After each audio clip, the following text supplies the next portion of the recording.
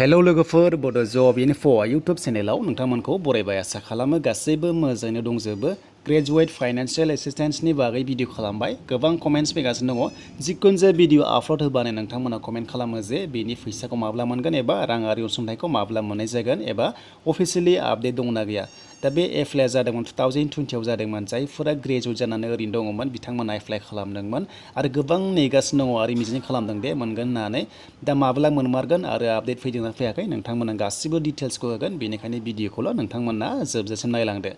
दा बेयाव आं गिबियावनो खिथाना लाग्रोखानोसै लोगोफोर बे जाबाय रिप्लाइ भिडिअ मानोना गोबां कमेन्ट्स मोनगासिनो दङ आङो रिप्लाइखौ होनो हाजोबाखैमोन दा बेयाव बेनिखायनो भिडिअ खालामनानै नोंथांमोननो रिप्लाइखौ होनो नाजाबाय जाहाथे नोंथांमोना गाज्रि मोना बेखौ नोंथांमोनाव गिबियावनो खावलायनो थाखाबाय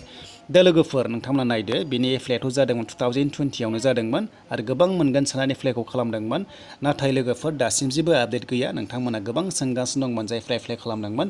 दायो जेबो अफिसियेलि आपडेट गैया जों थांनोब्ला जों अफिसियेल नटिस नायनोबा जोङो थांनो हागोन अफिसियेल वेबसाइट दङ WPT नि दा जों बे WPT आव जों फैनांगोन आरो बेनो जाबाय WPTBC.assam.gov.in नोंथांमोना बेबायदि वेबसाइट होनानै बेयाव भिजिट खालामनो हायो गोदो सिगाङाव एप्लाइ जादोंबा बेयावनो नटिफिकेसन होदोंमोन जे एप्लाइ सोलिगासिनो दं होननानै एसटिफोरनि थाखाय फाइनान्शियेल एसिस्टेन्स दा बेनिफ्राय बेयो वेबसाइटआव फैनानै नोंथांमोना नायनो हायो दा नै लोगोफोर नोंथांमोना बेयाव जेबो अफिसियेलि आपडेट मोननाय नङा मानोना बेयाव फैखायाखै दासिमबो जेबो बेनि बागै जेबो नटिस फैयाखै जेब्ला फैगोन आं नोंथांमोन थाबैनो आपडेटखौ होगोन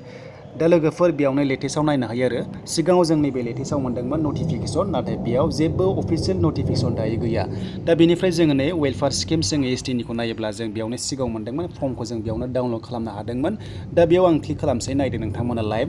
दा बेयाव क्लिक खालामनाय लोगो लोगो जेबो आपडेट गैया आरो बेयाव नै लोगोफोर department of welfare of land tribes and backward क्लासेसनि दङना बेयावनो एप्लाइ जादोंमोन दा नै schemes for ST OBC SC बेयावनो थाजोबो दा बेनिफ्राय दायो जेबो आपडेट गैया दा बे पस्ट मेट्रिक स्कलारशिपआ सिगांनिफ्राय थाबाय थाखायो बेयो गोदान नङा दा बेनिफ्राय जोंना सिगाङाव जोङो बेयाव मोन्दोंमोन सबसे गाहायाव मोनोमोन आरो जे ग्रेजुवेट फाइनान्शियेल एसिस्टेन्स होननानै नाथाय लोगोफोर दायो नै जेबो आपडेट गैया नोंथांमोना नुनो मोनबाय दा बेनि थाखायनो आं बेखौ भिडिअ खालामदों जे जाहाथे नोंथांमोना जायफोर एप्लाइ खालामदोंमोन मिथिना लायो दायो जेबो आपडेट गैया थ' बेनिखायनो लोगोफोर आं क्लियार खालामबाय नोंथांमोना जिथु कमेन्ट्स खालामगासिनो दंमोन